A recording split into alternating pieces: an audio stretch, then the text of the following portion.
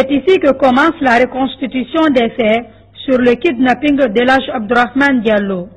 Comme vous pouvez le constater, toute l'équipe des enquêteurs, y compris la gendarmerie scientifique, s'est déployée tôt ce jeudi matin à la devanture du domicile de l'opérateur économique. Le cerveau des présumés ravisseurs et les 4 autres éléments ont été transportés sur les lieux avec un dispositif sécuritaire impressionnant. Elhadj Mamadou Diallo a indiqué point par point les manières par lesquelles ils ont pu cette fois-ci réussir l'enlèvement après plusieurs tentatives. Lorsqu'il est vu arriver par là, Zimbabwe, il a penché vers le biais, il a dit assalamu alaikum.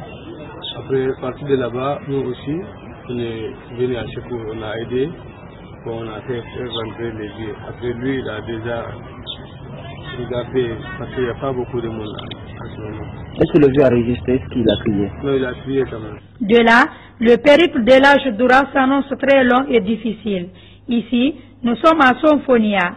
Cette maison a été louée au moment de la filature et devait servir de lieu de détention du vieux de 80 ans, puisqu'elle semblait être dans un calme en attendant l'obtention de la rançon.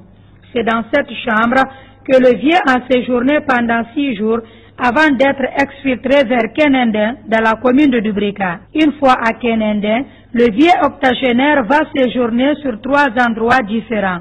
Première étape, Elhadj Doura est transféré nuitamment à travers cette colline. En ce moment, selon ses ravisseurs, le vieux étant très fatigué, il fallait donc le transporter au dos. Ici, dans ce duplex, Elhadj Doura est resté 4 jours avant d'être conduit à cette ferme abandonnée. Informés de la venue du propriétaire de cette ferme, ses ravisseurs ont décidé de libérer les lieux. Ainsi, Elhadj Abdourahmane Diallo sera amené derrière cette maison inachevée où il a passé la nuit à la Belle Étoile.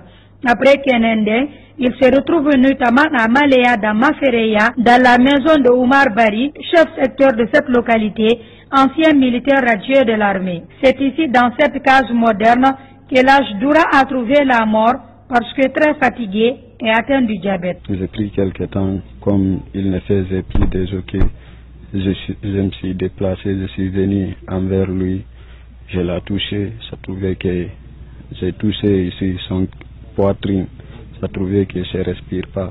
Après, encore j'ai touché le ventre, ça ne respirait pas. Après sa mort le 19 décembre dernier, ses bourreaux ont décidé de l'enterrer dans ce marigot au milieu de ses arbres. En attendant de déterminer les causes de sa mort, les 5 ravisseurs mis aux arrêts sont dans les mains de la gendarmerie nationale qui compte déférer leur dossier devant un juge d'instruction. Les 5 autres en cavale sont recherchés activement.